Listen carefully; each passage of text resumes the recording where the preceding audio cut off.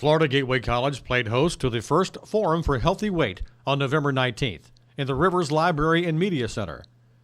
During the session, experts in public health, diet, and physical exercise discussed ways people can lose weight and keep the weight off. Afterwards, the panelists answered questions from the audience.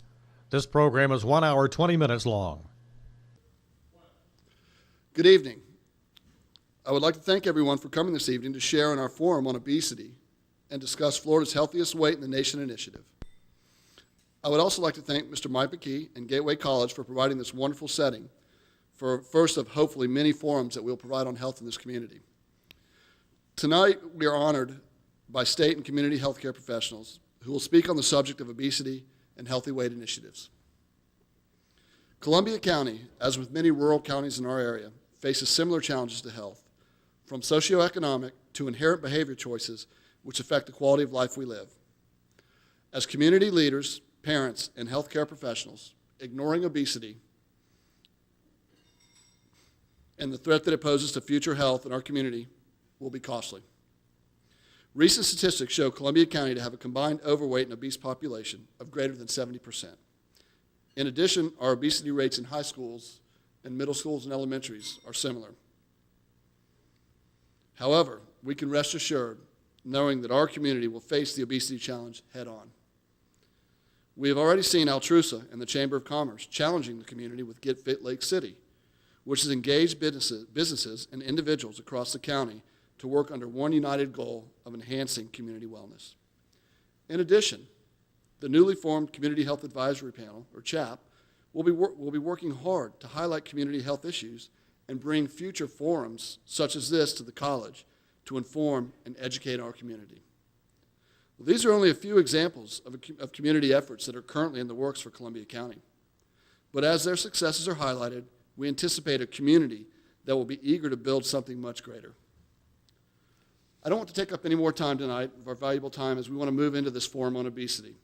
So it is with great pleasure I can now introduce our keynote speaker.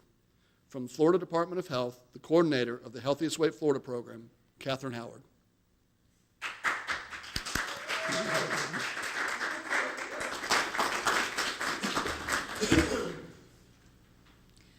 Well, it is a pleasure, and I'm going to not move and stay here, to be here today.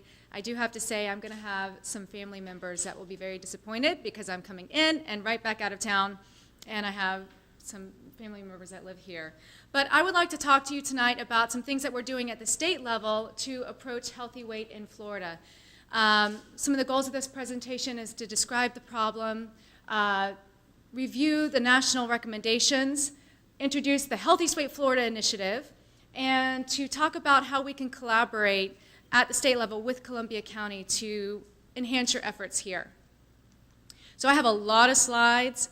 I'm going to move through them pretty quickly, and we will have a Q&A session afterwards. So if you have any questions about them, just note them and ask me then. But I'm going to show you a series of slides. Has anyone seen these slides from the CDC's website? It's pretty impressive.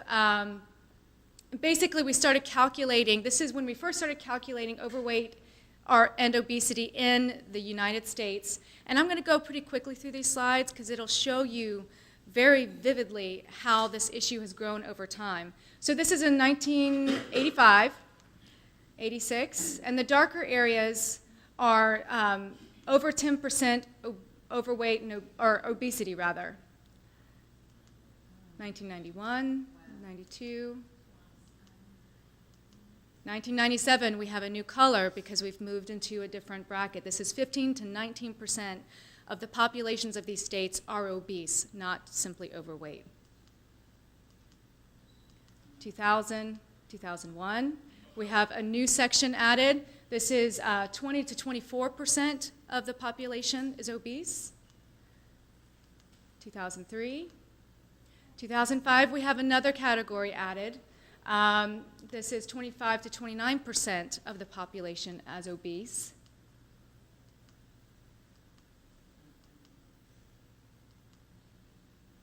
And I think, yes, 2010 is where we ended. So it has not stopped. It has only gotten bigger.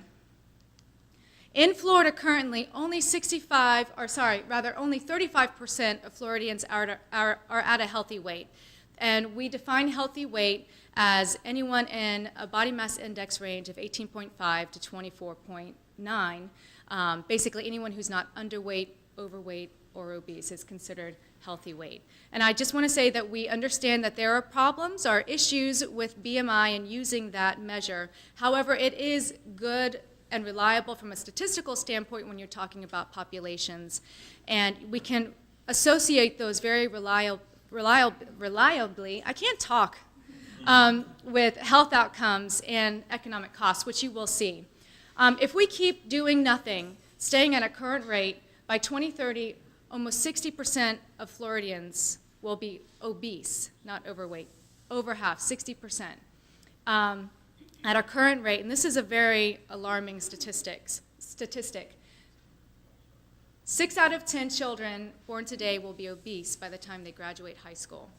There are some leading health institutions that say this generation is projected to have, for the first time in our modern history, to have a shorter life expectancy than their parents, and it's due to this. I wanted to give a snapshot of Florida to show where we are. Columbia County is in what we call the third quartile, the 29 to 33%. It's not quite the darkest blue, but second to darkest. And I pulled out a couple more trends related to this county, just to show you that in 2010, Columbia County was over the state average at 39.2% obese compared to 27.2. So the green, the one, is the most favorable category if we split the state into 4. The 4 is the least favorable, and you can see 3 from then. So Columbia's doing pretty good on their fruits and vegetables. I'm assuming that's because of the local agriculture, hopefully. Like a lot of rural counties, we have a ways to go with our percentage of overweight and then obese. Taking a look at our children, middle and high school, we're in that third quartile there. If we do not do anything, if we stay on our current trend, we can very reliably estimate the number of cases of certain chronic diseases that we would not have simply due to the obesity epidemic. So over the next 20 years, obesity alone itself could contribute to over 2 million new cases of type 2 diabetes, 6 million cases of heart disease and stroke, and you can keep going on the list. And the cost for these diseases alone, we're estimating, will be $34 billion for the state of Florida for these diseases related to obesity. Not these diseases as they would normally progress without the obesity epidemic. And I did want to take a quick minute to say that Healthiest Weight Florida is not about size. Everyone can benefit from increased physical activity and improved nutrition. And this is why we have a lot of people running around who are considered metabolically obese but have a normal BMI. And this is a quandary that we're working on. But really, you'll see that's why we're focused on lifestyles. We're focused on not so much the outcome of weight, even though we have to measure our progress by that, but we really want to work on the more upstream factors of people getting more active and having access to better food. So although we don't understand all the causes of obesity and all the ways to prevent it or treat it, as you know, there's a lot of different diets out there. There's a lot of different recommendations when it comes to physical activity. There's people that weigh more in on the biological aspect of it. There's people that weigh more in on the environmental aspect of it. We don't have all the answers, but we know because of these numbers, we have to do something, which you're doing. So enter Healthiest Weight Florida, and this is the one slide I'm going to read verbatim, and I won't do that to you again for the rest of the presentation. But Healthiest Weight Florida is a public-private collaboration bringing together state agencies, not-for-profit organizations, businesses, and entire communities to help Florida's children and adults make consistent, informed choices about healthy eating and active living. So there's nothing in here about regulation. There's nothing in here about mandates. We're really working on ways to change the environment to help the healthy choice be the easy choice for people. Because I think I was in, what's this local meat market down the road, Shanks? It was it was a corner store that had fruits and vegetables in it, and I guess I don't want to call anybody out, but I looked, it was great, they had fresh fruits and vegetables, but an apple was $1. And you go to McDonald's and a Big Mac or you can get a hamburger for 99 cents. That's an environment that's not conducive to a healthy choice. So looking at ways that we can make those healthier choices easier. So our goal is to bend the weight curve by 5% in the next 4 years. And it doesn't sound like a lot, but this is what the Surgeon General, Dr. John Armstrong, calls an audacious goal. But if we were to operationalize this and put it into numbers, it's to reduce the number of Florida adults, or percentage rather, who are at an unhealthy weight from 65.1% to 61.8%. We have a long way to go. And we're going to do this by doing things like we're doing now, working with evidence-based strategies, and I use that term because loosely because we're still trying to build the evidence and the science behind what works and what doesn't work. But these strategies, again, focus, like I said, on nutrition and physical activity in a variety of environments, in schools, in neighborhoods, in our work sites, and yeah. So again, some of the examples of what those are regarding physical activity are reducing screen time, improving the built environment, complete streets, actually having sidewalks, our bike lanes, our safe neighborhoods to participate in physical activity, and also through community programs that encourage increased physical activity. And I've got the minimum minutes recommendation for adults and children there. Also examples of improving nutrition, looking at the breastfeeding rates, increasing fruit and vegetable consumption, and reducing the consumption of sugar-sweetened beverages. This is just a picture of the Institute of Medicine model, and we've based Health East Weight Florida on this model. I won't spend too much time on that. There's a special emphasis on schools. Why do you guys think there's a special emphasis? Spend most of their time? Kids? The majority of their meals are eating at school. A lot of times breakfast is at school, lunch is at school, and certain programs adults. And that age group is so important because in youth, you set your trajectory for the rest of your life. So this is the optimal time to intervene, and like she said, it's a captive audience.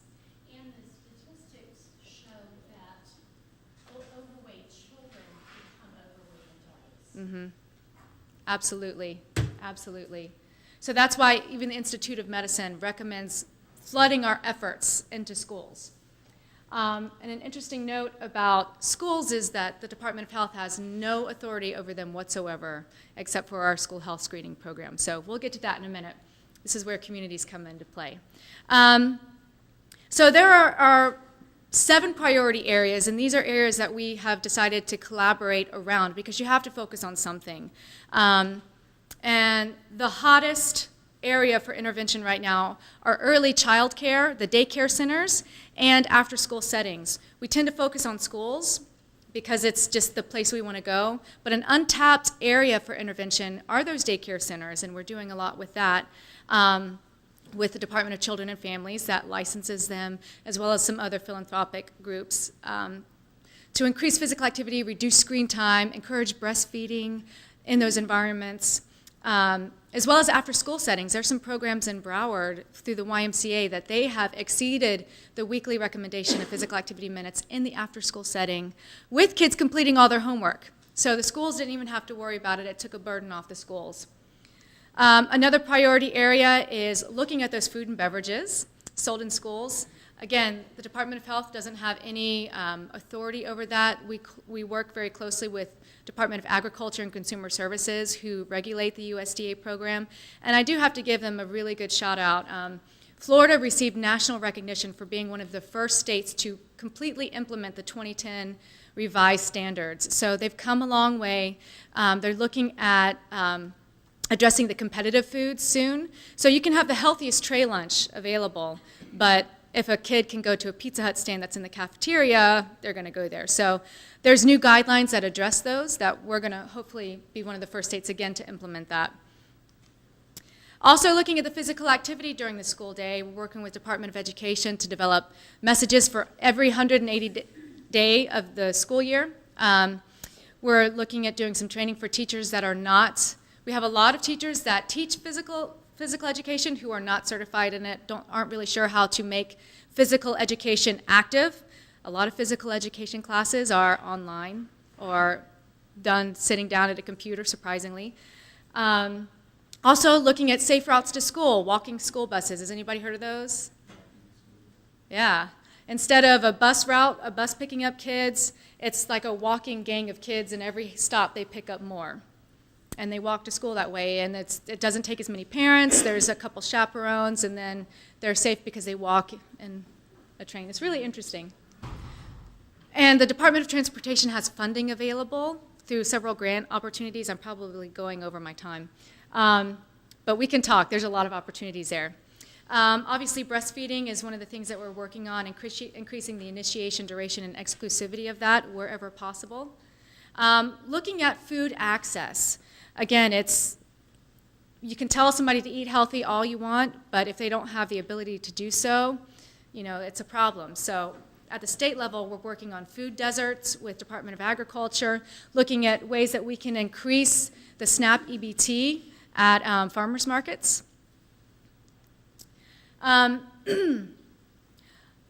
Built environment, these are our complete streets. The walking school buses are actually part of that. Working on joint shared use agreements. Does anybody know what that is, a joint use? 20 years ago, you could pretty much go on any school playground and play after hours. And a lot of people walked around the tracks, got physical activity that way. Well, now you go up to a school and it's locked off, it's blocked at night. So there's a movement, and there's a fear of liability of letting people use the facilities after hours. So there's a lot of promotion of joint shared use agreements, which reduce the school's liability or the school district's liability